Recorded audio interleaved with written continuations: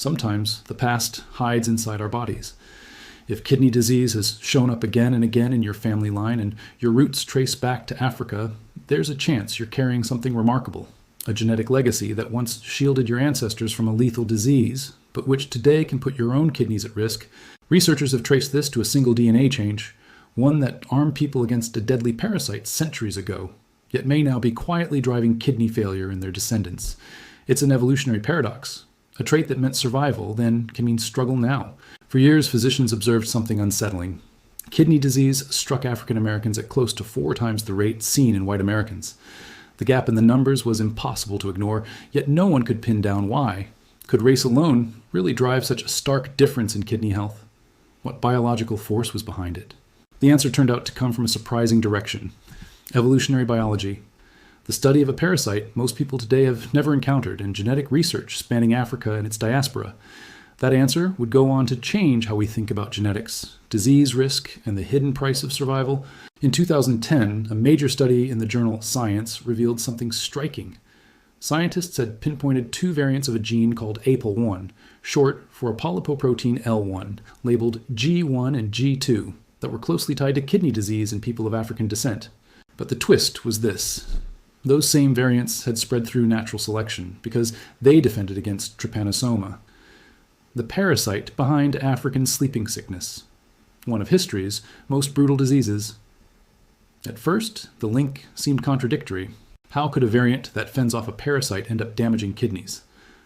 The explanation lies in evolutionary trade-offs, nature's habit of trading one advantage for another cost. In this case, the very genes that spared countless West African ancestors from sleeping sickness carried the hidden seeds of a disease epidemic playing out today. Trypanosoma spreads through the bite of the tsetse fly. For centuries, it devastated West Africa, causing African trypanosomiasis, sleeping sickness. Its progression is brutal. Fever, headaches, and joint pain give way to the parasite breaching the blood-brain barrier and attacking the nervous system. Victims slip into a sleep from which they rarely wake, and without treatment, death is near certain. For most of human history, no treatment existed. Regions overrun by the tsetse fly became nearly impossible to live in. Communities either adapted or abandoned their homelands. Those who stayed evolved biological defenses over generations, and one of the most powerful was a protein already circulating in their blood. APOL1 is normally part of HDL, good cholesterol helping regulate lipid metabolism. But in people of African ancestry, it took on an extra role. It became trypanolytic, capable of killing trypanosomes outright, acting almost like a molecular assassin targeting the parasite's cell membrane. This adaptation spread rapidly because the survival benefit was enormous, but the parasite fought back, evolving resistance to earlier APOL defenses. In response, human populations developed newer, stronger variants G1 and G2 that overcame the parasite's countermeasures and spread widely through West African populations. For people living in Africa, carrying 1 or 2 copies of G1 or G2 was on balance. Protective, it meant a better shot at surviving a potentially fatal illness. The trouble began when populations left. The transatlantic slave trade forcibly displaced millions of Africans carrying these protective APOL variants with them into entirely new environments, places where sleeping sickness didn't exist. The evolutionary advantage the genes once offered became irrelevant. But the variants themselves didn't disappear. They were passed down generation after generation. Eventually, scientists noticed patterns in kidney disease statistics that hinted at a genetic thread. African Americans weren't just developing kidney disease more often. Their disease was more aggressive, progressed faster, and led to worse outcomes on dialysis than in white Americans, with comparable conditions. Early suspicion fell on a gene called MYH9, but deeper analysis, aided by the 1,000 Genomes Project, revealed the strongest link was actually with a neighboring gene, APOL1, and specifically the G1 and G2 variants, tied to sleeping sickness. Resistance. The numbers are striking. More than 30 of African American chromosomes carry one of these risk variants.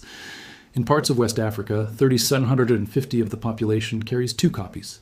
These aren't rare mutations confined to small groups. They mark the ancestry of hundreds of millions of people worldwide. This discovery finally gave doctors a biological explanation for a disparity, long blamed vaguely on socioeconomics, healthcare access, or environment. Those factors matter too, but there's also a genetic piece that had been missing. Carrying 1 copy of G1 or G2 doesn't guarantee kidney disease. It raises risk if another trigger comes along. That second hit might be environmental, inflammatory, or another genetic factor. hypertension, diabetes, HIV, and even ordinary infections, can act as that trigger and accelerate disease in someone with the risk variants. The damage appears concentrated in the kidneys, glomeruli, its filtering units. Once triggered, APOL1 protein buildup can cause cell death, disrupt stress responses, and set off inflammation that damages kidney tissue. Notably, disease doesn't usually show up in childhood. It often waits until someone's 40s or 50s, meaning a person can carry these variants for decades with no symptoms before a rapid decline sets in. This discovery answered one mystery, but opened others. Should genetic testing for APOL1 become routine? Would knowing your status actually change your care, your lifestyle, or your treatment? These questions remain unsettled, and practices vary across health systems. The ethical stakes are real. Genetic testing raises fears of discrimination, particularly around kidney transplants, where some centers have factored APOL1 status into decisions about living donors or organ allocation. That creates an uncomfortable possibility, someone of African ancestry being turned away as a donor purely because of elevated genetic risk. Researchers are now working to figure out which carriers will actually develop kidney disease, studying modifier genes, environmental exposures, and lifestyle factors that shift the odds. They're also chasing treatments aimed specifically at APOL1-driven damage. One avenue involves blocking the cellular death pathways, including necroptosis, triggered by the G1, G2 variants, along with disruptions to autophagy, a process that clears out damaged cell components. Clinical trials are underway. A drug called inaxaplin has shown promise in lab studies, and AstraZeneca began a phase 2 trial of AZD2373 in 2025, another therapy targeting APOL1 pathways. These represent the first treatments designed specifically for APOL1-driven kidney disease. Better diagnostics are emerging too. Since standard markers like creatinine and urine protein don't reliably predict progression in APOL1 carriers, researchers built more advanced biomarker panels, including a 9-protein panel that, paired with machine learning, shows strong accuracy in flagging people at highest risk of kidney failure. The burden is greatest where the variants are most common. Kidney disease prevalence has been measured at 13, 7 in Nigeria, and 28 in Ghana, far above rates in countries with mostly European ancestry populations. As healthcare access expands in these regions, the number of people needing treatment is expected to climb sharply. Multi-country research networks, including the Human Heredity and Health in Africa Consortium H3 Africa, spanning Nigeria, Ghana, South Africa, Ethiopia, and Kenya, are gathering data on prevalence, genetics, and outcomes. In April 2024, the Kidney Disease Improving Global Outcomes Organization, KDIGO, convened a controversies conference in Accra, Ghana, bringing together researchers and clinicians to debate naming conventions, clinical definitions, the role of genetic testing and treatment strategy. One outcome, growing consensus to call the condition APOL1-mediated kidney disease, rather than earlier labels reflecting the understanding that these variants actively cause damage, not just correlate with risk. Much is still unknown. The exact mechanisms of cellular damage aren't fully mapped, and the second hit concept remains loosely defined. Is it infection? Another gene, inflammation generally, or something more precise? Research has also found that some people with just one copy of G1 or G2 still develop kidney disease, prompting new investigation into monoallelic carriers. Meanwhile, biopsy studies have revealed that many patients previously diagnosed with hypertensive nephrosclerosis actually have APOL1-mediated disease, or another kidney condition entirely. A misdiagnosis that can lead to the wrong treatment approach and skew our picture of who's really affected. Proteomic analysis, combined with machine learning, is helping sharpen these diagnoses, in some cases, predicting 10-year progression to kidney failure with notable accuracy. Understanding the genetics doesn't cure the disease, but it can reframe how people see their condition, not as personal failing or neglect, but as inherited biology. That reframing can connect people to others facing the same risk and offer hope that targeted treatments, still in development, may eventually change outcomes.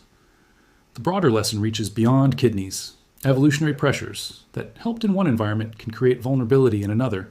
Migration reshapes which genes matter. Ancient host-parasite battles can echo in modern disease. It's also a case study in the power of population genetics and genome-wide association studies to uncover causes that once seemed inexplicable. Priorities going forward include modifier genes, identifying what else influences who develops disease and how fast environmental triggers, pinning down which infections, lifestyle factors, or health conditions act as the second hit, and whether tight blood pressure or blood sugar control can prevent progression. Broader clinical trials, expanding testing beyond academic centers in wealthy countries to include African populations where the burden is heaviest. Testing guidelines, deciding who should be tested, how results should be communicated, and what counseling should accompany them. For families with a history of kidney disease, knowing about APOL1 opens the door to proactive steps, managing blood pressure and blood sugar, avoiding unnecessary infections, maintaining a healthy weight, and reducing inflammation. Good advice, generally, but especially relevant for carriers. The disease doesn't follow one clean path. Kidney function can stay stable for years, then decline suddenly and unpredictably, a pattern that makes ongoing monitoring essential. APOL1-related kidney damage can also take different forms: focal, segmental glomerulosclerosis, the more aggressive, collapsing glomerulopathy disease resembling hypertensive damage or other patterns entirely. It's less a single disease than a family of related conditions. Sharing one genetic root, HIV interacts dangerously with APOL1. Risk people living with HIV who carry 2 risk variants can develop kidney disease far faster than those without the variants, a serious concern in regions where both HIV and APOL1 variants are common. Diabetes doesn't cause APOL1-related damage directly, but can accelerate it. In carriers, suggesting a case for targeted screening in high-risk groups. Pregnancy adds another layer. It stresses kidney function generally, and in APOL carriers can sometimes accelerate disease progression, calling for close monitoring. That isn't always available. Where the condition is most common, the impact ripples outward: emotional strain, financial burden. And in low-income regions, limited or no access to dialysis for those who progress to kidney failure. Community education efforts are trying to close this gap, offering culturally relevant information in local languages so people can make informed choices and push for appropriate care. Direct-to-consumer DNA testing has added a wrinkle. People discovering APOL1 variants through ancestry kits, often without proper counseling, sometimes come away with unnecessary anxiety. Ensuring genetic counseling accompanies. This kind of testing is an increasing priority. International bodies are working to standardize diagnosis issue guidance on responsible genetic testing and strengthen research capacity in Africa where the need is greatest. It's a long arc from tsetse fly-plagued landscapes centuries ago to modern dialysis units, but one science is finally mapping in detail. The story of APOL1 is, in the end, a story about how our biology carries our history, how our genes hold both the inheritance of survival and its costs, and how understanding that past may be the key to a healthier future.